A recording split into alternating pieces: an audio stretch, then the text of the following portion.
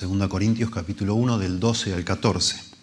Dice el apóstol Pablo, porque nuestra gloria es esta, el testimonio de nuestra conciencia, que con sencillez y sinceridad de Dios, no con sabiduría humana, sino con la gracia de Dios, nos hemos conducido en el mundo, y mucho más con vosotros. Porque no os escribimos otras cosas de las que leéis o también entendéis. Y espero que hasta el fin las entenderéis. Como también en parte habéis entendido que somos vuestra gloria, así como también vosotros la nuestra, para el día del Señor Jesús. Una de las cosas para mí más fascinantes de esta carta de 2 Corintios es la gran lección que nos da sobre el liderazgo. Es la carta más personal del apóstol Pablo. Hay muchas dificultades en la relación entre Pablo y estas personas de Corinto. Es una carta muy difícil de entender, porque para entenderla bien, justamente hay que entender qué es lo que está pasando, que Pablo y los corintios sabían. Todas estas objeciones, críticas, desconfianza, había mucha desconfianza de los corintios hacia Pablo.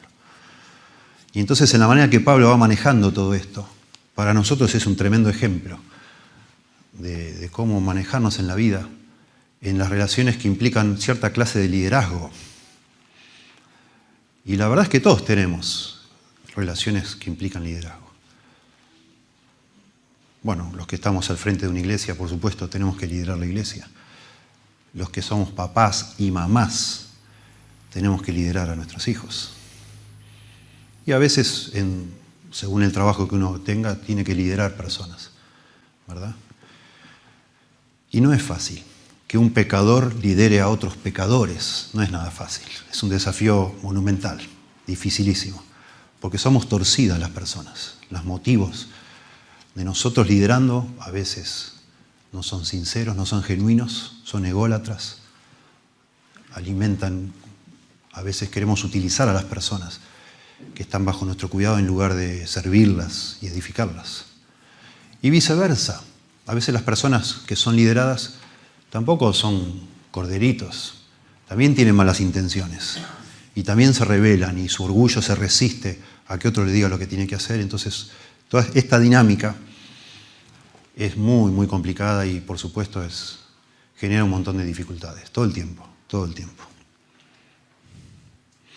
Y por eso es tan interesante. Nosotros podemos sacar muchos principios. Yo, como pastor, bueno, puedo, al día de hoy, que nos faltan pocos sermones de 2 Corintios, puedo decir que estudiar en profundidad esta carta ha cambiado mi manera de pensar en cuanto al liderazgo mío. Y en muchas situaciones donde en el pasado, lamentablemente lo digo, he optado por decir, bueno, ya, que Dios lo bendiga. Hoy no digo eso, porque veo a este hombre y me impacta, me interpela, me quebranta. Decir, wow, este hombre no dijo, bueno, ya, que se arreglen. Nunca dijo eso Pablo, jamás. Dijo, bueno, ok, vamos a seguir tratando, vamos a seguir intentando. No puede ser que esto termine así. Y yo voy a aplicar, mientras explico este pasaje, son 3 versículos, voy a aplicar todo esto pensando en nosotros como padres y madres, porque también es una relación difícil por momentos.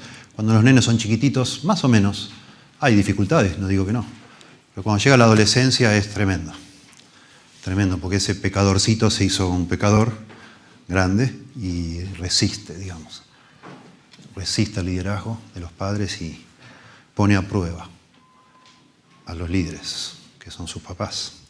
Y en este caso, más que en ningún otro, uno no puede decir, bueno, que Dios los bendiga, que se arreglen. Por lo menos mientras están bajo tu cuidado en el hogar. En algún momento de la vida, lamentablemente, uno llega a la conclusión de decir, bueno, ya está. Como a veces pasa con un pastor, ¿no? Decir, bueno, ya, ¿qué va a hacer? Esta no debe ser la iglesia para vos, ya no sé qué probar. Que el Señor te bendiga. Pero las puertas están abiertas, siempre, si algún día querés volver. Pero en el contexto de un hogar, y sobre todo cuando tus hijos son adolescentes, vos sabés que no podés decir, bueno, ya, listo. Es muy difícil. Hay situaciones extremas, pero digamos que de aquí hay principios que nos ayudan a pensar cómo no darnos por vencidos y cómo, con la ayuda del Señor, tener éxito. No hay duda que en la Biblia el listón está muy alto. El estándar, la expectativa de lo que es un líder es muy alta, demasiado alta. Dice, no os hagáis maestros, muchos de vosotros, sabiendo que recibiréis mayor condenación. Santiago 3:1. No trates de encaramarte en el liderazgo sabiendo que se te va a pedir cuentas de eso. Vas a recibir mayor condenación. Se va a poner la lupa sobre tu vida con más detenimiento y tenés una responsabilidad más grande. Es el estándar, es diferente, es más alto. Notablemente, iba a decir, en la Confesión de Fe de Westminster, que es la confesión de fe, siempre lo digo, más preciosa, más completa, 7 años se demoró en escribirla, junto con la Confesión de Fe, que es una declaración doctrinal, hicieron lo que se llama el Catecismo Mayor y el Catecismo Menor, que es la manera de enseñar esos principios. Hacer un catecismo era muy común en la antigüedad, hoy no tanto. Tenemos en la historia muy lindos catecismos, que era una manera muy didáctica, si se quiere, de enseñar, que era hacer una pregunta y dar la respuesta, hacer otra pregunta y dar la respuesta. La idea era que cada semana en la iglesia se enseñaba a los niños por medio de preguntas y respuestas, y los padres enseñaban en sus casas. Y se memorizaban, se terminaban memorizando las preguntas y las respuestas. Y en el Catecismo de Fe de Westminster, el Catecismo Mayor, la pregunta 150 dice lo siguiente: ¿son todas las transgresiones de la ley de Dios igualmente atroces en sí mismas y ante los ojos de Dios? ¿Son todos los pecados iguales, igualmente graves? Y contesta, no todas las transgresiones de la ley de Dios son igualmente atroces, pero algunos pecados en sí mismos y debido a diversos agravantes son más atroces que otros ante los ojos de Dios. Y entonces la pregunta siguiente va a indagar en cuáles son y por qué, cuáles son esos agravantes que hacen que un pecado sea más grave que otro. Y entonces pregunta 151, ¿cuáles son los agravantes que hacen que algunos pecados sean más graves que otros? Y responde medio largo, yo lo voy a hacer cortito, porque aparte llena de versículos bíblicos. La respuesta a esta pregunta 151, en una hoja nuestra A4, ocupa 7 páginas, por todos los versículos que le agregan. Un montón. Y no vamos a leer eso, obviamente. Pero da 4 razones. La Confesión de Fe, el Catecismo Mayor, da 4 razones por las cuales hay pecados que son más graves que otros. Y la primera razón, yo resumo un poco acá. La primera razón dice que algunos pecados son más atroces que otros debido a las personas ofensoras. Dice así, si es que son de edad madura, con mayor experiencia de la gracia, eminentes por su profesión, dones, posición, oficio, si son guías para otros, líderes para otros, y cuyo ejemplo es probable que sea seguido por otros, sus pecados son más terribles. Después dice, bueno, y quería señalar este punto, que creo que es bastante bien justificado acá. Si yo con mi pecado hago que otros tropiecen, es más grave. Si yo me adjudico a mí el llamado de Dios a ministrar, a estar frente a una congregación, y mis pecados son más graves, porque hacen que otros no se acerquen a Dios, sino que se alejen. Y yo cargo con eso. Por eso dice, no os hagáis maestros muchos de vosotros, no traten de ser líderes muchos de ustedes, porque eso te va a acarrear condenación. Me gusta leer esto, porque es un buen recordatorio para los que estamos al frente, sobre todo en una iglesia, ahora no pensando en papás, sino en una iglesia, que si uno no califica, debería, con mucho temor de Dios, con temor y temblor, renunciar al liderazgo de una iglesia, porque sí va a dar más cuentas. Y si uno tiene la posibilidad de hacer pecar a otros. Y eso es tremendo. Y uno va a dar cuenta de eso. Pero bueno, dicho esto, porque queremos hablar de pecadores liderando a pecadores, ¿no? También es cierto que hay personas, lamentablemente, que a lo largo de la historia han estado sentados en los bancos de una iglesia solo para criticar y juzgar todo lo que se hace en esa iglesia. El doctor F.F. Bruce, un escritor muy conocido de comentarios, cuenta una anécdota de unos supuestos feligreses en el norte de Escocia. Dice que la mayoría iban a la iglesia para escuchar el evangelio predicado, pero algunos dicen que iban para ver si se predicaba el evangelio, como para siempre estar mirando a ver si algún defecto para señalar eso y criticar y oponerse. Bueno, así es el liderazgo. Es tan importante que el que está al frente sea irreprensible, sea una persona íntegra. Y es tan importante que las personas que son lideradas por el que está al frente respeten a la persona que Dios ha puesto para que los lidere. Y ese es el gran tema de esto. Lo notamos y ahora lo vamos a exponer, pero llama enseguida la atención, y quizás fue lo que Pablo quiso causar ese efecto cuando leyeron los Corintios, que él está pidiendo que lo respeten. Pero usa una palabra que es muy fuerte, que es que él se gloría. Yo me glorío. Y yo quisiera que ustedes se gloríen de mí. Yo me jacto, es la palabra. Yo me jacto de tener una limpia conciencia. Yo me jacto de ciertas cosas. Y ustedes deberían jactarse de tenerme a mí como su pastor y apóstol, pero no lo hacen. Y uno lee y dice, pero un momento, ¿cómo que yo me jacto? ¿Qué es eso? Bueno, lo que está haciendo Pablo acá, y lo vamos a desarrollar, es diciendo yo necesito que ustedes me respeten, me tengan en alta estima. Pero no porque soy un egocéntrico. No porque soy un egocéntrico. No porque tengo un problema dirían hoy en mi autoestima o soy un vanidoso. No. Es porque si ustedes no me respetan a mí, todo lo que yo tengo para darles a ustedes no lo van a poder recibir. No lo van a querer recibir. El mensaje que yo represento rebota, por decir así, en sus oídos, si ustedes no piensan que soy una persona confiable. Y eso es casi diríamos, el sine qua non del liderazgo. Liderazgo es influir en otros. Liderazgo es influencia. Yo no puedo influenciar en alguien que desconfía de mí. No puedo hacerlo. ¿Cómo? No, está completamente refractario a cualquier cosa que yo diga. No le interesa.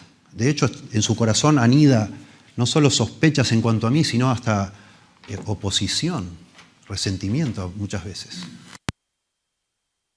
Está pasando acá a los Corintios, lamentablemente.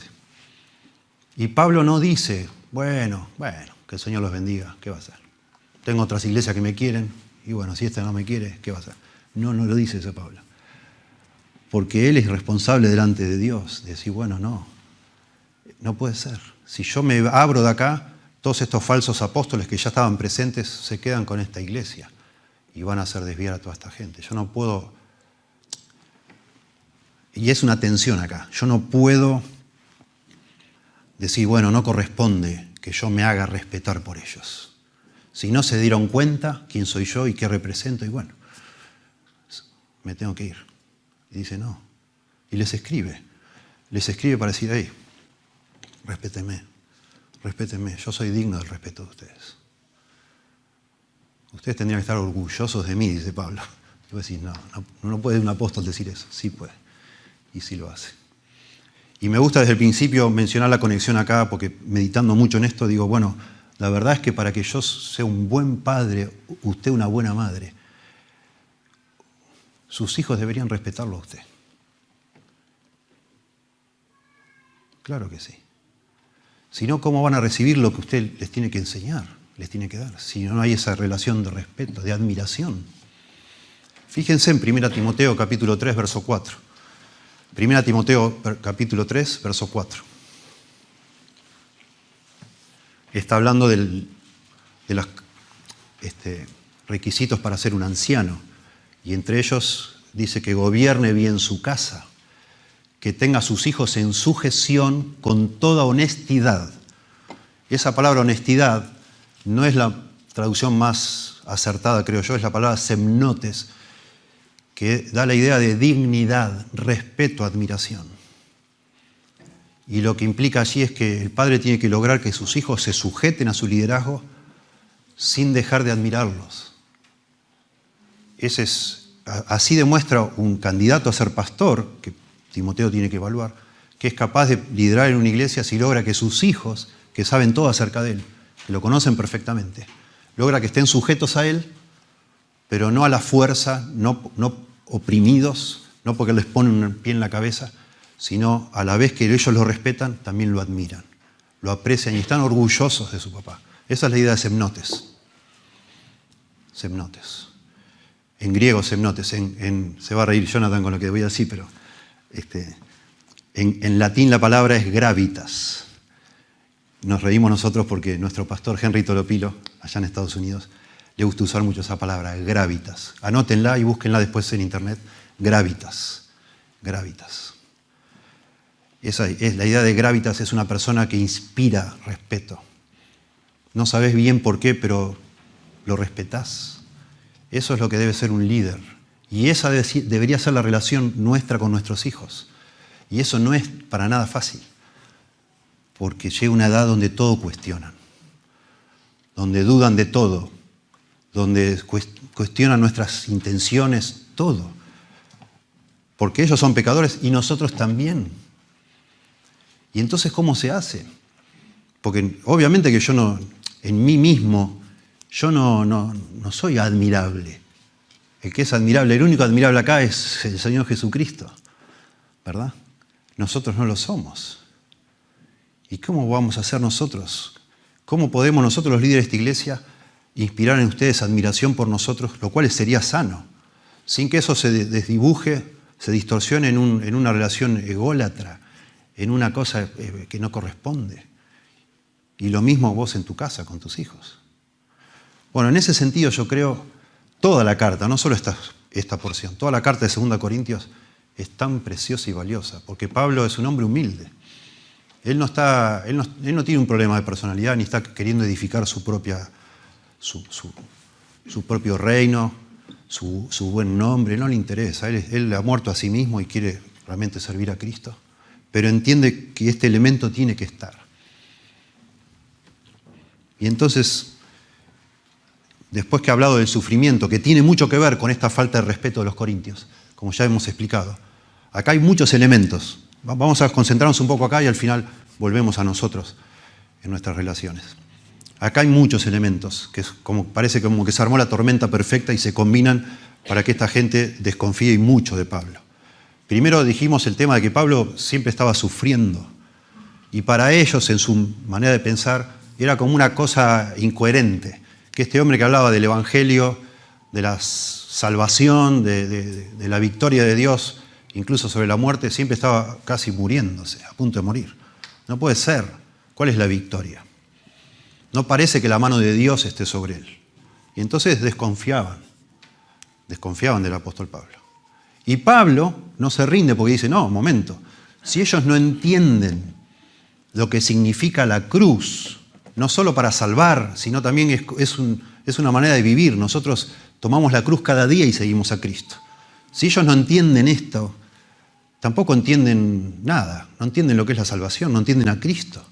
Es parte de la vida cristiana el sufrimiento y va a desarrollar eso toda la carta, como ya hemos visto las últimas semanas, y después continúa y sobre todo al final. A eso también se junta que el apóstol Pablo parecía como no ser sincero.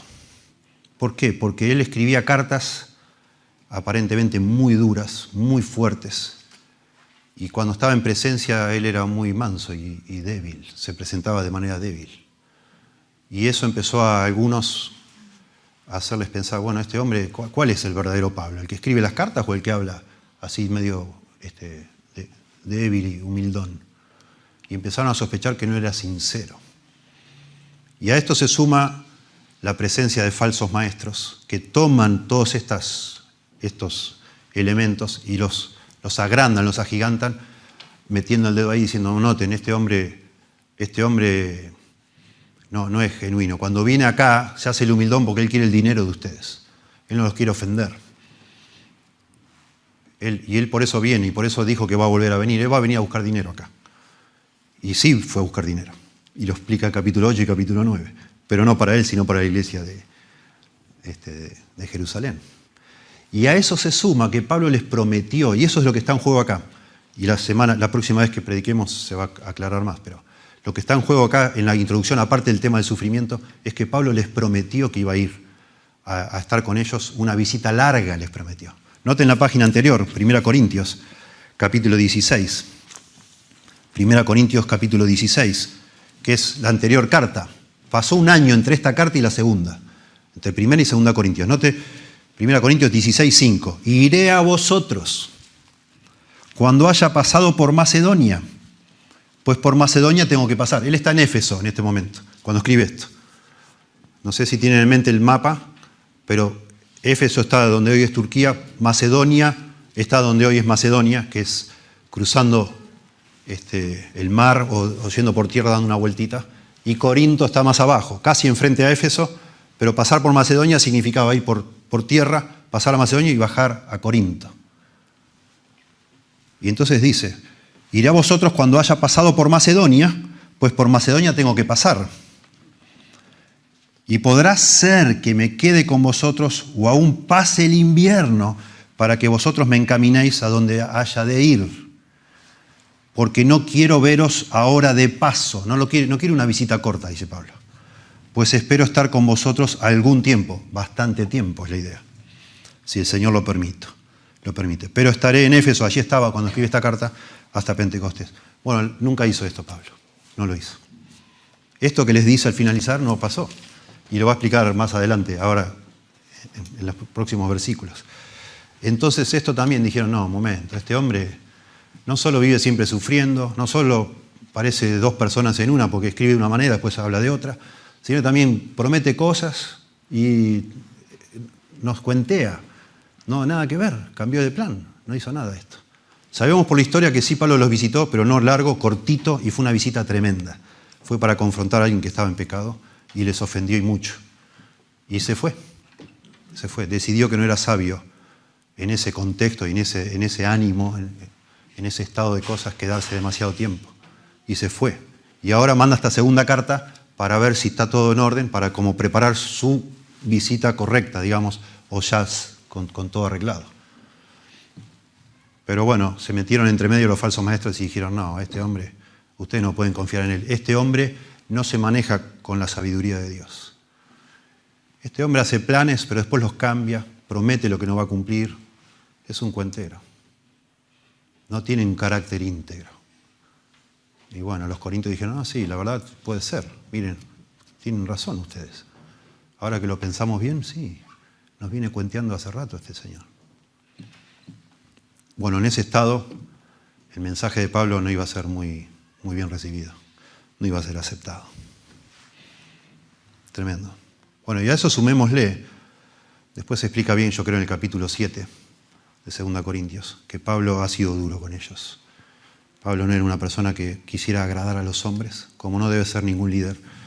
Y Pablo había confrontado a algunas personas, y cuando los pecadores somos confrontados, o nos arrepentimos o nos enojamos. Y nos enojamos mucho. Y había muchas personas enojadas en Corinto con Pablo, por ese orgullo. Y eso, toda esa situación, yo digo, la tormenta perfecta es caldo de cultivo para que venga alguien y te llene la cabeza y en contra de los que te lideran. Y entre paréntesis, haciendo siempre esta conexión, hay una edad en la que nuestros hijos respetan mucho más a sus amigos que a sus padres. Y nuestros hijos normalmente viven molestos con nosotros porque les decimos lo que no quieren escuchar a cierta edad. Y no te dicen, gracias papá por corregirme otra vez, gracias por decirme esto. Decís, basta, ya me lo dijiste 10 veces, me tenés harto. Y se meten en la pieza y se encierran. Y después le cuentan a sus amigos, victimizándose, y dicen, no, tu papá.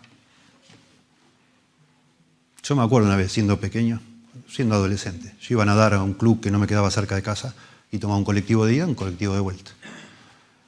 Y había momentos en casa que no había dinero. Y a veces mi mamá me decía, o mi papá, mi mamá me decía, que yo gastaba mucho dinero. Digo, mamá, me tomo el colectivo. Y dice, no, bueno.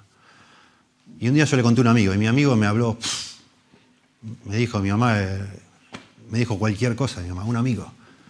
Y yo le hice más caso a mi amigo que a mi mamá. Qué vergüenza, qué vergüenza. Ya lo he hablado con mi mamá hace mucho. Pero tu mamá es una miserable, tus padres son unos miserables. ¿Cómo se van a quejar Y uno a cierta edad, en su necedad, toma eso más que lo que debe tomar. Y así son nuestros hijos, y así serán nuestros nietos, y así somos en un momento de la vida. Así eran los corintios con Pablo, y Pablo dice, no, de ninguna manera. Escúchenme, yo no tengo malas intenciones con ustedes. Lo único que quiero es bendecirlos y edificarlos. Y noten cómo lo dice, entonces. Dice, porque nuestra gloria es esta, el testimonio de nuestra conciencia, que con sencillez y sinceridad de Dios, no con sabiduría humana, sino con la gracia de Dios, nos hemos conducido en el mundo y mucho más con vosotros. Y mucho más con vosotros. Bueno, el punto acá para mí principal es que para liderar a alguien es imprescindible que esa persona te respete, si no, no la podés liderar. Y tenés que conseguir ese respeto. Si no, no lo vas a liderar, aunque parezca que lo estás liderando, no lo estás liderando. Y para uno, y esto es un concepto que no solo está acá en 2 Corintios, es sabiduría de Dios, para que uno consiga el respeto de las personas que lidera, uno debe ser una persona íntegra. Una sola pieza, una sola cosa. Ser genuino, auténtico. Y eso es lo que está acá diciendo Pablo. Yo me glorío, yo me jacto. Nuestra gloria es esta. El testimonio de nuestra conciencia. Yo sé que estoy haciendo bien. Yo no tengo doble intención. Yo no busco nada de ustedes. Yo no los quiero estafar. Nada. Al contrario, yo los quiero edificar. Y es imprescindible, entonces, en primer lugar, que nosotros seamos íntegros, dentro de lo pecadores que somos, porque somos pecadores, claro que sí, y nuestro corazón es muy engañoso, pero debemos procurar ser genuinos, sinceros, en lo que pretendemos de las personas que lideramos. De verdad, lo hacemos por amor a Dios y por amor al prójimo, o tenemos alguna otra intención escondida. Porque tarde o temprano las personas lo descubren eso. Lo descubren. Un pastor que quiere edificar su iglesia para que entonces usar esa edificación como una credencial de importancia, de logro, de éxito, etc. Esa persona no es íntegra. No lo es. Edificar la iglesia no es un fin en sí mismo, sino es un medio para sus propios intereses egoístas. Y esa persona, bueno, hay personas que lo perciben eso y pierden el respeto. Y así cualquier relación de liderazgo tiene que haber integridad. Vamos en primer lugar a pensar un poco en esto de jactarse. Nuestra gloria, nuestra jactancia es la traducción o es la idea. Y esto huele a vanidad, a arrogancia, justamente a las imágenes que muchos de nosotros tenemos de lo que muchos líderes malos hacen, que es usar a las personas para sus propios motivos egoístas, para jactarse. Es un sinónimo de alardear, de cancherear, como decimos en Argentina, ¿sí? De presumir. Pablo lo dice sin vergüenza, yo presumo, yo me glorío, yo me jacto de tener una buena conciencia, de eso se presume. Pero no es la única vez que se va a usar esta palabra en esta carta, es donde más la usa en toda la Biblia.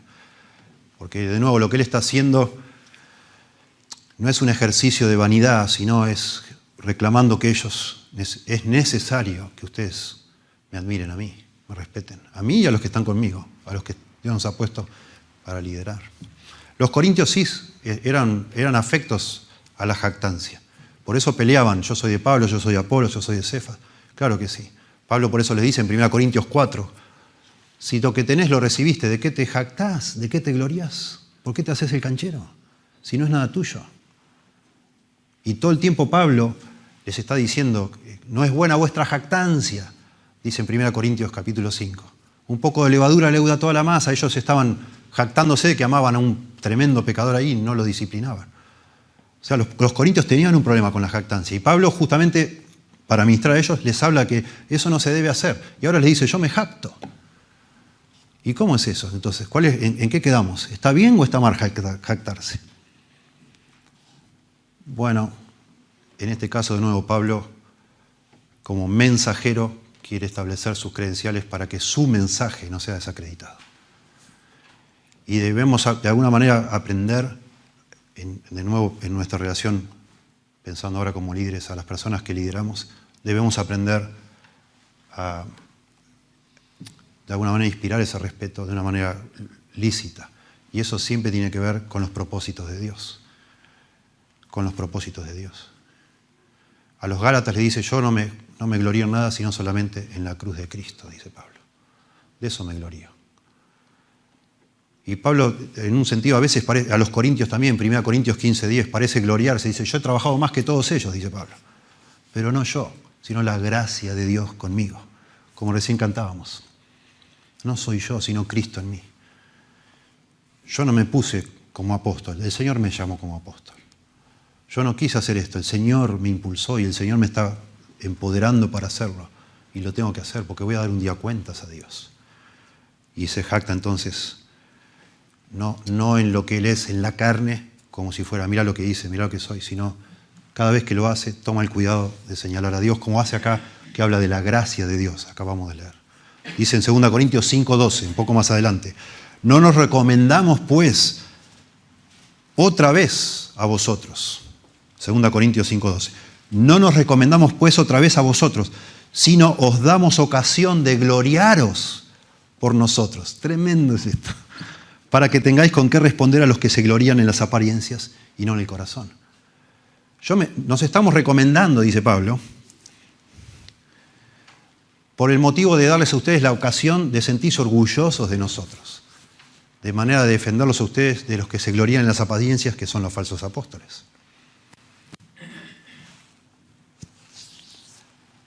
Los corintios se jactaban de una manera carnal, comparándose con otros y de alguna manera poniéndose por encima de otros, jactándose de eso. Pablo nos dice que al revés, cuando fue a ellos se propuso no saber nada, sino solamente a Cristo, que fue con debilidad y temblor. Él no quería ser el gran personaje, quería que ellos abracen a Cristo, nada más. Tremendo, no sé si me gustaría dejarlos pensando, no creo que en el tiempo del sermón ustedes puedan elaborar todo esto, pero me gustaría que se vayan y piensen lo importante que es que tus hijos te respeten por los buenos motivos. Y si sos líder en otro contexto, por los buenos motivos. Y que en definitiva sea algo bueno de lo cual vos puedas decirle a tus hijos, mirá, imítame a mí, es porque Dios ha obrado en vos. Eso es lo que es, porque sos un pecador.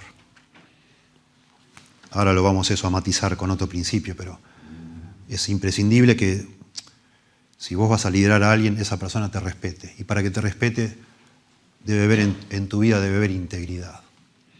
Y Pablo en este caso, donde está siendo vapuleado y dudada su integridad, se jacta de esa integridad. Y la forma que lo hace, dice, nuestra conciencia delante de Dios no nos acusa. Y lamentablemente, y esto es un pequeño paréntesis, lamentablemente muchas personas, en el nombre de su buena conciencia, han hecho un montón de errores. Y entonces hace falta explicar un poquito qué es esto de la conciencia. Pablo todo el tiempo habla de la conciencia. Justamente en las epístolas pastorales, que es como enseñando él a otros a ser pastores y líderes, 1, 2 Timoteo y Tito, todo el tiempo Pablo habla de la importancia de tener una buena conciencia, la cual desechando a algunos se desviaron de la fe. Tenés que tener una conciencia limpia, porque vas a ser acusado. Yo no sé si puedo enfatizar suficientemente esto. Claro que somos pecadores, pero jamás deberíamos excusarnos y decir, bueno, soy un pecador. Algún día mi hijo se va a dar cuenta, ¿qué va a hacer? Y bueno, vamos, pequemos total. Le voy a decir a mi hijo, ¿y qué querías? Yo soy un pecador. No. En el momento que nosotros cedemos, nos comprometemos con el pecado y perdemos esa buena conciencia, vamos perdiendo nuestra autoridad y nuestra capacidad de liderar.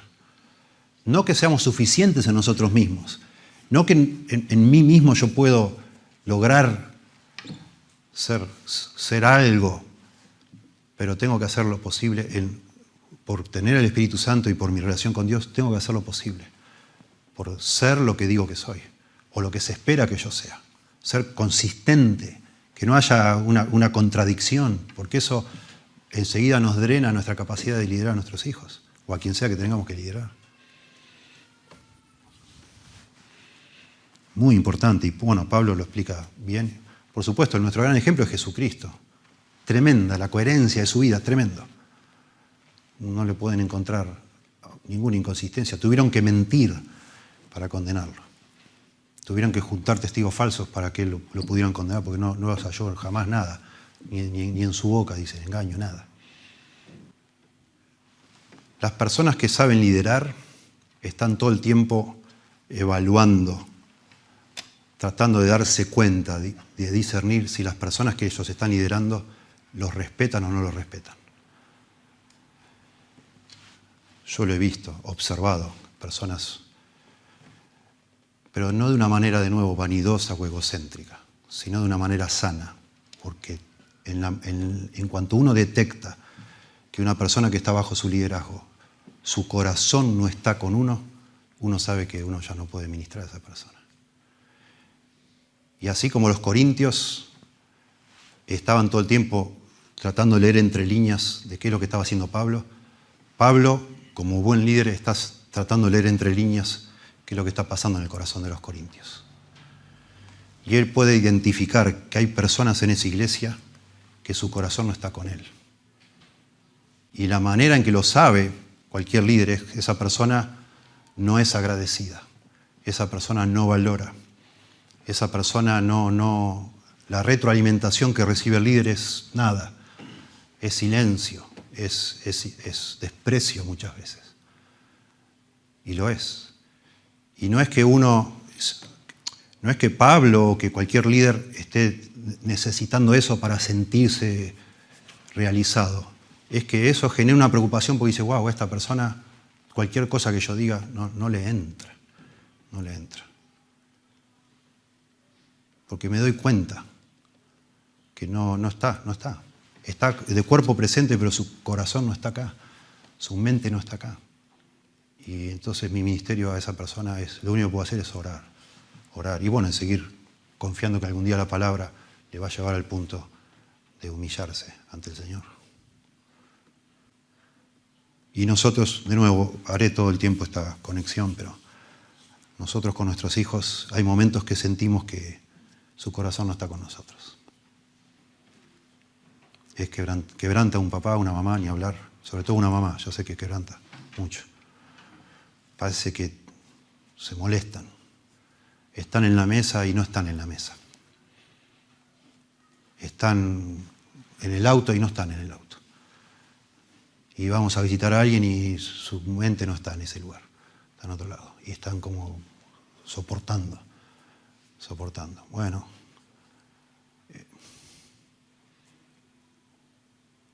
veamos lo que sigue, pero es muy importante que nosotros no perdamos el corazón de las personas que lideramos. Podemos obligarles a hacer lo que sea, en caso de hijos. Podemos manipular, podemos presionar, pero si el corazón no está permeable a nuestro liderazgo, eso es solo patear el problema para adelante. Nada más. En primer lugar, entonces, para ganar ese respeto, tenemos que tener una limpia conciencia, tenemos que ser íntegros. Pablo lo era.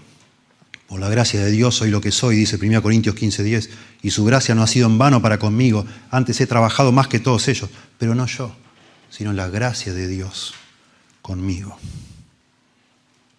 Y es lo que está diciendo acá, porque nuestra gloria es esta, el testimonio de nuestra conciencia, que con sencillez y sinceridad de Dios, no con sabiduría humana, sino con la gracia de Dios, nos hemos conducido en el mundo y mucho más con vosotros. No es la primera vez que Pablo pone por delante el tema de la conciencia. Es notable, todo el tiempo, Pablo. En el libro de Hechos vemos varias veces cuando Pablo es juzgado, en cada juicio que Pablo tuvo, cuando se presentó frente al tribunal, con valentía dijo, yo tengo conciencia limpia, yo tengo buena conciencia, Dios me ha dado una conciencia limpia delante de Dios. Todo lo que hago yo lo hago delante de Dios. Y eso le dio a Pablo esa actitud valiente. Nunca se tuvo que esconder de nada, gracias a Dios, ante los que lo acusaron falsamente. Tremendo. la importancia de la conciencia. Dice en 1 Timoteo 3:9 que los pastores, los líderes deben guardar el misterio de la fe con limpia conciencia. 2 Timoteo 1:3, doy gracias a Dios a quien sirvo desde mis mayores, con limpia conciencia. Todo el tiempo, Pablo hablando de su conciencia limpia. A los romanos le dice, estoy hablando verdad en Cristo, no miento. Mi conciencia me da testimonio en el Espíritu Santo. Yo no miento.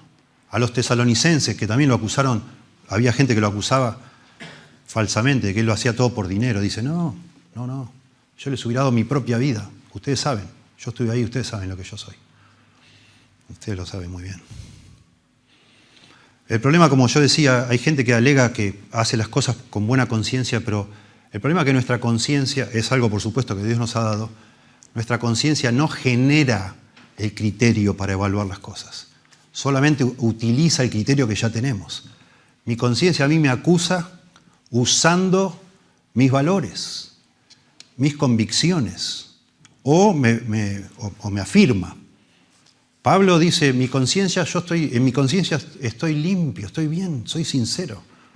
Pero claro, él formó esa conciencia, o la informó con la verdad de Dios, por ser un apóstol de Dios. En el pasado, Pablo, con limpia conciencia, perseguía a cristianos para matar. Y lo hacía con limpia conciencia. ¿Y qué pasó? Bueno, él estaba equivocado. Y entonces su conciencia no lo acusaba de ser un asesino. No lo acusaba. Porque él pensaba que estaba bien. Y ese es el problema. Muchas personas, conocemos todos, han manipulado horrorosamente. Tanto en la política, en la religión, ni hablar. La religión se presta para manipular personas. Y la persona de pronto lo hace con su conciencia limpia. No todos. Hay gente que tiene, obviamente, es obvio, ¿no? Cierta mala intención. Pero hay gente con buena intención, manipula a otro diciendo, bueno, hay que ganar el mundo para Cristo. Dale, vamos, dale. Deja tu trabajo, anda a evangelizar. Y te presionan, y vos hacés lo que te dicen. Y está mal. No se puede hacer las cosas así. Pero la persona tiene limpia conciencia. ¿Por qué? Porque es lo que piensa que está bien. Porque toma los valores. El problema es ese, que nuestra conciencia se informa por lo general de los valores de nuestra cultura en la que vivimos. Tremendo. Yo lo he visto en mi papá, por ejemplo, que cuando yo era joven me enseñó ciertos valores, sobre todo en cuanto a la ética sexual, y hoy mi papá, con 80 y pico de años, tiene completamente otras ideas, que las tomó de la cultura. Es que cuando yo era chico la cultura decía una cosa y ahora dice otra. Y ya cambió sus valores y su conciencia no le acusa. No le acusaría de ciertas cosas. Pero cuando era más joven, sí. Porque sacó las ideas de la cultura. Bueno, el apóstol Pablo todo el tiempo señala que esa conciencia debe ser informada por las Escrituras. Y bueno, tenemos que tener mucho cuidado con eso, porque nos damos cuenta que no es, de nuevo, siempre la autoridad de las Escrituras, no mi conciencia. Mi conciencia no es autoridad de nada. Como para decir, bueno, yo, hermanos, lo que hice le hice con limpia conciencia. Cuidado, porque Dios nos ha dejado un manual y si vos no lo consultaste, es tu responsabilidad. No podemos decir, bueno, Señor, yo diría, no sé, un líder de una secta, yo hice que toda esta gente se suicide en masa y yo también me suicidé. Yo lo hice en limpia conciencia. Mira, yo mismo lo hice. No. Teniendo la verdad de Dios, nadie puede escudarse detrás de eso. En segundo lugar, no solo es importante esta integridad que nosotros necesitamos, a medida que vamos creciendo, cada vez nos informamos más, pero necesitamos que en cada momento de nuestra vida haya una consistencia entre lo que creemos que es correcto y lo que hacemos. Al menos tiene que estar esa coherencia para que las personas que lideramos digan, bueno, este hombre lo cree de todo corazón, no me está engañando a mí mismo. En tal caso, se engaña a sí mismo también, a medida que va creciendo. Y eso, bueno, yo le pedí perdón a mis hijos, a mi hijo mayor le pedí perdón. Cuando él era chiquito, un día vino del jardín, alguien le había pegado y dije, hijo, andá y pegale vos también, le dije yo. Ya era pastor. Y bueno, hoy en día ni loco diré eso a uno de mis hijos, porque he crecido y he aprendido que que era una linda oportunidad para decir, hijo, no, así no es. Así no es la vida. Así no es la vida. Así no es la vida de un cristiano. Así no hizo nuestro Señor Jesucristo. Y hubiera podido explicar el Evangelio. Me hubiera dicho mi hijo, papá, no puedo, yo no puedo perdonar. Yo no puedo poner la otra mejilla. Es verdad, hijo, vos no podés. Y quizá hubiéramos tenido una linda charla sobre el Evangelio y su necesidad de que el Señor cambie su corazón. Porque no podemos poner la otra mejilla si el Señor no cambia nuestro corazón. Pero bueno, un ejemplo. Un ejemplo. Y eso nos lleva al siguiente punto. Para que nosotros pecadores logremos que otros pecadores nos respeten, poniendo por delante nuestra integridad, también necesitamos humildad. Humildad. Porque por más que nos esforcemos, nosotros no somos lo que quisiéramos ser, ni lo que Dios nos pide que seamos. Y tenemos que ser humildes. Y Pablo acá es muy humilde, y toda la carta es muy humilde. Porque él dice, porque nuestra gloria es esta, el testimonio de nuestra conciencia, que con sencillez y sinceridad de Dios, no con sabiduría humana, sino con la gracia de Dios, nos hemos conducido en el mundo y mucho más con vosotros. Todo el tiempo Pablo, y bueno, esta es como la presentación de lo que va a ser todo el resto de la carta, todo el tiempo Pablo menciona que no es él, no es él. La gracia de Dios, la ayuda de Dios. Yo no pretendo ser nada. Gracias a Dios soy lo que soy. Es la gracia de Dios actuando en mí. Es muy interesante, de nuevo, pensar en nuestras interacciones y que al final de cuentas, todos tarde o temprano nos sacan la ficha, como decimos, ¿no? Ven las inconsistencias y es muy importante, muy necesario pedir perdón, disculparse sinceramente. Bueno, lo siento mucho, de verdad lo siento. Yo no soy lo que quisiera ser.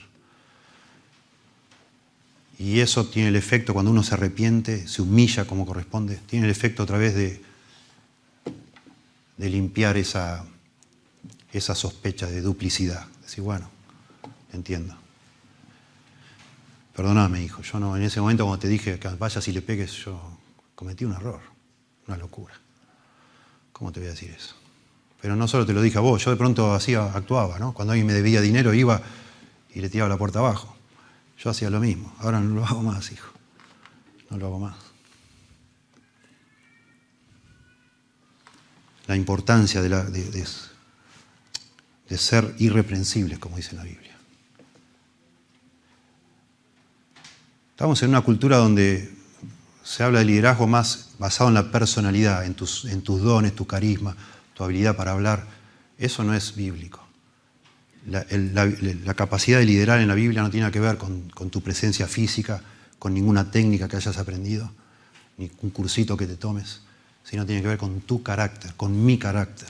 Eso es lo que se ve tarde o temprano y de eso va a fluir en todas las acciones y cosas que yo diga.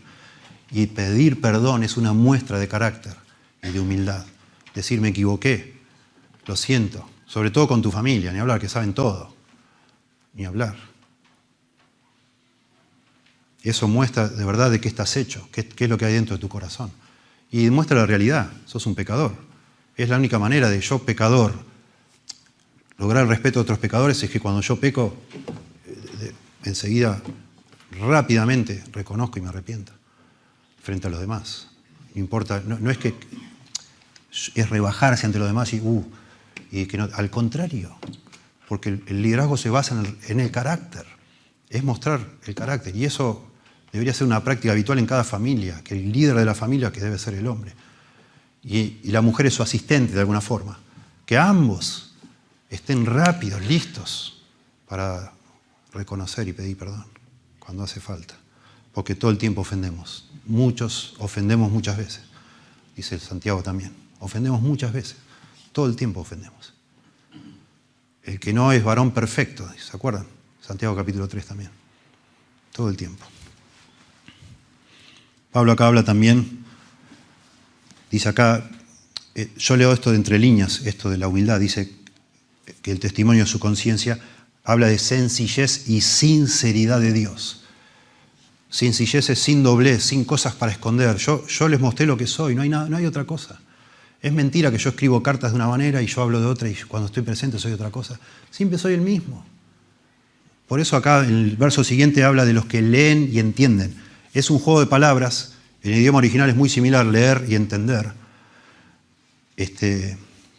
Acá, verso 13. Porque no os escribimos estas cosas de las que leéis o también entendéis. Y espero que hasta el fin las entendáis. Hay un juego de palabras ahí. Lo que está diciendo Pablo es: lo que leen ustedes es lo mismo que ven. Yo no soy distinto. Soy sencillo delante de Dios. Y he tratado de ser sincero, con sencillez y sinceridad de Dios. La idea de este concepto de sencillez es algo que está a la luz del sol. Se refiere a algo que está examinado a la luz del sol y se encuentra como puro. Eso es lo que es, sinceridad. Y eso es lo que era Pablo. Y eso es lo que debemos ser para liderar pecadores, siendo nosotros también pecadores. Y habla de sabiduría, y agrega acá, verso 11, no con sabiduría humana, sino con la gracia de Dios. Interesante que no digan, no con sabiduría humana, sino con sabiduría divina. Hubiera sonado un poco chocante. Que digan, yo no estuve con ustedes con sabiduría humana, sino con la sabiduría de Dios. Bueno, pará, Pablo, tranquilo. Está bien que sos un ejemplo y todo, pero tampoco quién sos. Él dice, sino con la gracia de Dios. Otra vez, humildad aquí, para darle el merecido crédito a Dios. Sabiduría carnal es esa sabiduría pragmática, que busca, que dice, bueno, el fin justifica los medios. Bueno, no importa, hijo, sí te mentí, pero yo quería que vos te portes bien y te mentí. Y sí te engañé, y sí, no, eso es carnal. Yo no puedo liderar así, nadie puede liderar así. ¿Qué respeto te va a tener alguien si ve que vos engañás a otros? Que no te importa nada, que no tenés escrúpulos. Eso es sabiduría carnal. Que usás de trucos para lograr tus fines. No. Por eso Pablo todo el tiempo dice, nosotros nos conducimos de parte de Dios y delante de Dios. Nosotros no traficamos con la palabra, dice más adelante. No tenemos una doble vida. Hacemos todo lo que hacemos a los ojos de Dios, con temor de Dios. No somos pragmáticos. No es que todo nos da lo mismo, no, para nada. Y eso inspira respeto. Y eso requiere valor de cualquiera de nosotros. Ser consistente, manejarse según lo que Dios dice. Acá le llama la gracia de Dios. Y es que es la gracia de Dios. Por la gracia de Dios nosotros crecemos en sabiduría, como nos habla ya en Proverbios. Esa sabiduría Dios nos da en su gracia. Esa sabiduría es la que se para en las calles y se ofrece a los simples que vengan a ella y aprendan. Pero es la sabiduría de Dios, que recibimos de Dios. Y esa sabiduría nos da ese valor también de Dios, porque abrazar la sabiduría de Dios es ir en contra de toda la cultura mundana.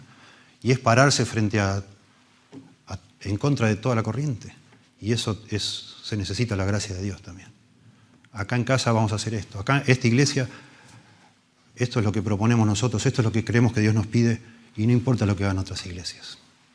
Es lo que Dios dice. Y necesitas valor, y la gracia de Dios para dar ese valor, para liderar. Eso es lo que es liderar, en definitiva. Es trazar un rumbo y decir, acá vamos a ir. Por esto es lo que vamos a ir. Y a mitad de camino, cuando ves que no te conviene ir a esa, no te conviene. El riesgo es muy grande, el costo es muy grande. Decir, bueno, no importa, acá vamos a ir. Y estamos dispuestos a pagar el costo. Y así se lidera. Y así lideró Pablo, y así lidera cualquier persona. Así, bueno, esto es lo que yo entendí que Dios pide, y eso no se cambia. No es que decidí esto porque me convenía. Decidí porque creí que era la verdad, que era lo mejor. Yo me manejo por convicciones.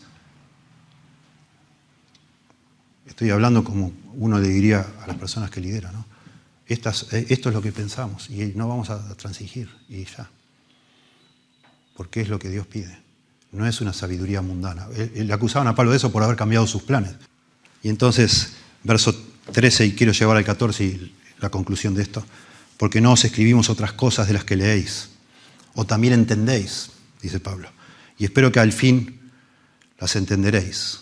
La esperanza de Pablo dice, bueno, yo no me rindo, eso me bendice tanto, y lo vemos al final también, cuando concluye la carta. Él todavía tiene la esperanza de que Dios va a obrar. y que ellos no entienden, ellos no valoran, ellos realmente no aprecian quién es Pablo, pero dice, bueno, yo espero que van a entender, sí van a entender de qué se trata todo esto. Y eso, ya que hemos todo el tiempo hablado de la paternidad, por favor, papá, mamá, no te desanimes. Un día va a pasar este tiempo raro de la vida de un joven que se cree que sabe todo y no sabe nada, que cuestiona todo lo que decís, que le da vergüenza lo que vos sos, etc. Algún día va a entender. No te rindas, no te doblegues, no pienses que no vale la pena, sí vale la pena. Seguí haciendo lo que corresponde, seguí hablando lo que corresponde. Examina tus motivos, asegúrate que todo lo que haces lo haces con sinceridad de corazón y confía en el Señor, que algún día van a entender lo que está pasando y lo que vos has tratado de hacer. Necesitamos también para liderar esa esperanza de que haciendo las cosas como Dios dice, tarde o temprano van a dar fruto, porque aunque sea y a fin de cuentas lo que se trata es de hacer lo que Dios dice y agradarle a Él. Y el fruto será, aunque sea, como dice el verso 14, que cuando estemos en la presencia de Cristo podamos gloriarnos delante del Señor, que es en definitiva lo único que importa, de que hicimos lo que correspondía. Y eso nos lleva al verso 14, noten cómo dice, como también en parte habéis entendido que somos vuestra gloria, ahí explico eso, así como también vosotros la nuestra para el día del Señor Jesús. Pablo dice, ustedes han entendido en parte, y eso lo sabemos por esta carta en el capítulo 7, porque Tito volvió de Corinto y dice, ¿saben qué? ¿Sabes qué, Pablo? Está todo listo para que vayas. Ellos tienen celo por vos, han renovado ese compromiso contigo, se han empezado a dar cuenta. Pablo dice, bueno, qué bueno, pero todavía no entienden del todo, todavía no aprecian el camino de la cruz, eso lo desarrolla en el resto de la carta. Todavía no aprecian del todo, y por eso escribe una carta tan larga, lo que significa vivir de victoria en victoria, digamos, triunfando y que todo te sale bien, sino vivir todo el tiempo humillado. Eso no lo entienden y se los voy a explicar en esta carta. Pero al menos en parte han entendido que yo no soy el malo de la película. Lo sabemos por el capítulo 7 y por eso dice eso. Así como también dice, como también en parte habéis entendido que somos vuestra gloria. O sea que nosotros somos motivo de orgullo para ustedes. Están empezando a darse cuenta y están empezando ustedes, según me dice Tito, a sentirse orgullosos de mí, lo cual me alegra. Así como también vosotros la nuestra. Pablo dice, yo también estoy orgulloso de ustedes. Es una de las peores iglesias que vemos en el Nuevo Testamento. Pero Pablo en el sentido se enorgullece que sabe que Dios está con ellos, que Dios ha plantado ahí una semilla y eso está dando frutos, ya hay creyentes. Y por eso hace una mención ahora a la venida de Cristo. Para el día del Señor Jesús es la venida de Cristo. Es el día que el Señor venga a buscarnos. Y en ese día dice que lo oculto de las tinieblas se va a hacer manifiesto. Y en ese día, y ese es el verdadero día de donde se va a saber la verdad de quién sos vos, quién soy yo. Si yo era o no era íntegro. Si realmente hacía lo que hacía para Dios. Por amor a Dios y amar a los demás. En ese día se va a manifestar. Fíjense en 1 Corintios capítulo 4, verso 3. 1 Corintios capítulo 4, verso 3. Yo en muy poco, le dice a los corintios, que ya lo estaban juzgando, yo en muy poco tengo el ser juzgado por vosotros, o por tribunal humano, ni aun yo me juzgo a mí mismo. Noten de nuevo el tema de la conciencia, 4:4. Porque aunque de nada tengo mala conciencia, no por eso soy justificado. Lo que decíamos hoy, no es infalible tu conciencia y la mía, no es infalible. Nos equivocamos a veces. Yo, dice Pablo, no tengo mala conciencia nada, soy sincero, hago lo que creo que es correcto, pero no por eso está bien. El que va a juzgar es Dios. Noten. Aunque de nada tengo mala conciencia, no por eso soy justificado, pero el que me juzga es el Señor. Así que no juzgáis nada antes de tiempo, hasta que venga el Señor. Ahí está, la venida del Señor. Hasta que venga el Señor, el cual aclarará también lo oculto de las tinieblas y manifestará las intenciones de los corazones. Y entonces cada uno recibirá su alabanza de Dios. Recién ahí, eso es lo que dice Pablo. Lo que yo quisiera es que algún día cuando estemos delante del Señor Jesús, yo me pueda gloriar de ustedes Señor, acá está tu iglesia en Corinto. Y que ustedes, Corinto, cuando estén delante del Señor, le puedan decir, este es tu apóstol Pablo, que nos trajo el Evangelio a nosotros. Porque ahí es lo que cuenta, lo que el Señor va a decir. ¿Verdad? Hermoso. Bueno, todos estos temas que se mencionan acá, todo atraviesan toda la carta, todo el tiempo. Esto es el planteo del tema de la carta realmente, lo que quiere hacer Pablo. Terminar de convencerlos de que el sufrimiento es parte de la vida cristiana y, por supuesto, terminar de convencerlos de que él no tiene doble intención y que los malos intencionados son los falsos apóstoles que están allí. ¿Sí? Somos muy débiles nosotros. Es humano y es normal querer que otros nos aprecien, que nos amen, que nos respeten, que nos quieran. Todos queremos eso. Pero tenemos que tener mucho cuidado, porque hay maneras incorrectas de buscar y de lograr eso. Y eso de alguna manera afecta el fruto en esas relaciones donde nosotros tenemos que liderar. Afecta y mucho. Y nosotros debemos todo el tiempo evaluar, poner a prueba nuestro corazón por qué hacemos lo que hacemos con las personas que estamos liderando. ¿Realmente queremos su bien? ¿Realmente los amamos de todo corazón al punto de que no nos importa qué beneficio vamos a sacar nosotros? ¿Lo hacemos realmente todo por ellos, por el bien de ellos? ¿O hay alguna intención de sacar algún beneficio? Y eso no debe estar allí. No debe estar. Papás, mamás, he tratado de pensar en muchos escenarios. Esto es trágico, sobre todo en matrimonios que se han dividido, que se han separado, se han divorciado, donde en algún momento quizás los dos o uno de los dos siente que necesita el aprecio de sus hijos. Por favor, examina tu corazón. Vos no necesitas que tu hijo te quiera. Él te necesita a vos. Él te necesita a vos. Él necesita que vos seas el líder o la líder que le enseñe lo que tiene que aprender. Y en esa relación tiene que haber respeto, pero ese respeto no es una necesidad para vos. Ni es para mí una necesidad que donde yo estoy liderando la gente me quiera. Yo no necesito que alguien me quiera. Es necesario que haya respeto para que se logre ese contexto donde uno puede ministrar, edificar, sembrar, etcétera, la verdad de Dios, la instrucción que Dios nos manda a dar. Eso es todo. Cuando uno lleva estos asuntos al punto, de nuevo, tan sutil, esa línea la cruzás, de que vos exigís ese respeto porque a vos te hace bien, eso no está bien. Y eso va a tener resultados trágicos.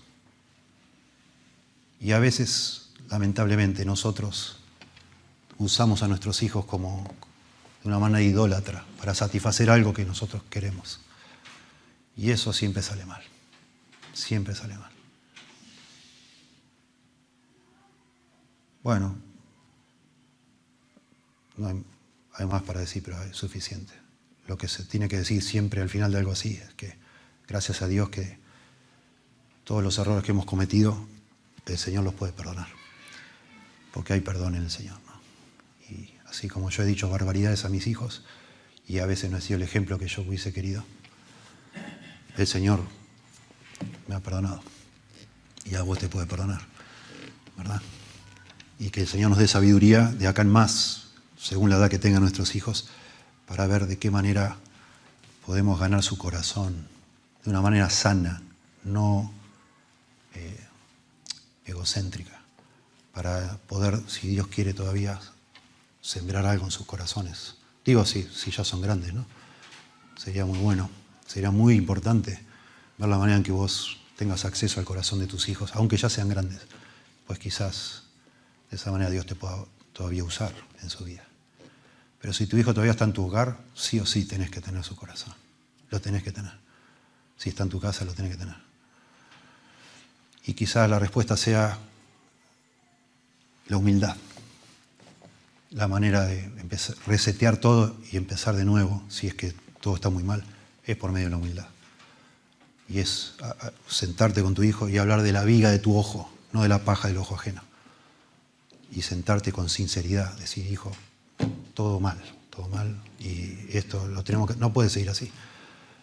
No lo suelte, no diga, bueno, ya que Dios te bendiga, no. Yo hice mal, y esto, no está bien. Pero esto no puede seguir así porque Dios me puso acá como autoridad de tu vida y yo de esto no lo puedo resignar. O sea, no me lo puedo sacar de encima. Ya un día vendrá el día de Cristo y voy a dar cuentas. Y el Señor va a revelar todas las cosas y yo tengo que dar cuenta porque esto es una responsabilidad que tengo, dada por Dios. Y esto no puede ir más así. Y vos también vas a dar cuentas delante de Dios.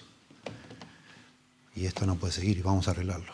Busquemos al Señor, su sabiduría, su ayuda, su gracia. Te damos gracias, Señor, por tu palabra. Ayúdanos a pensar, Dios, en lo que a nosotros nos respecta en cuanto a las responsabilidades que nos has dado, Señor. Por supuesto, todo esto se aplica de manera completa, total, al liderazgo de una iglesia, especialmente una iglesia que no quiere ser liderada, pero que nos dé la sabiduría, Señor, para aplicarlo a otras relaciones similares, donde el punto de contacto es nuestro pecado y el pecado de los que lideramos, Señor. Que nos ayudes a manejar bíblicamente todas estas, podemos decir, malos entendidos, sospechas, desconfianzas que van creciendo en todas las relaciones. Que sepamos con tu ayuda, Señor, limpiar el camino, echando mano de tu gracia, de tu perdón, porque sabemos que siempre los que vamos a ti, tú no nos echas afuera, Señor. Todos los que vamos humillados a buscar de ti perdón y ayuda, tú nos recibes con brazos abiertos y siempre nos perdonas cuando vamos como corresponde, Dios. Por favor, ayúdanos. Ayúdanos a restaurar algunas relaciones en las cuales todavía tenemos algo de responsabilidad y todavía podemos en tus manos ser usados para edificar a otros, Señor, para librarles del error, para protegerles y, si es posible, para que vayan al cielo junto con nosotros un día y juntos podamos gloriarnos ante el trono. No soy yo, Señor, sino eres tú en nosotros. Ayúdanos, por favor, Señor, en el nombre de Jesús.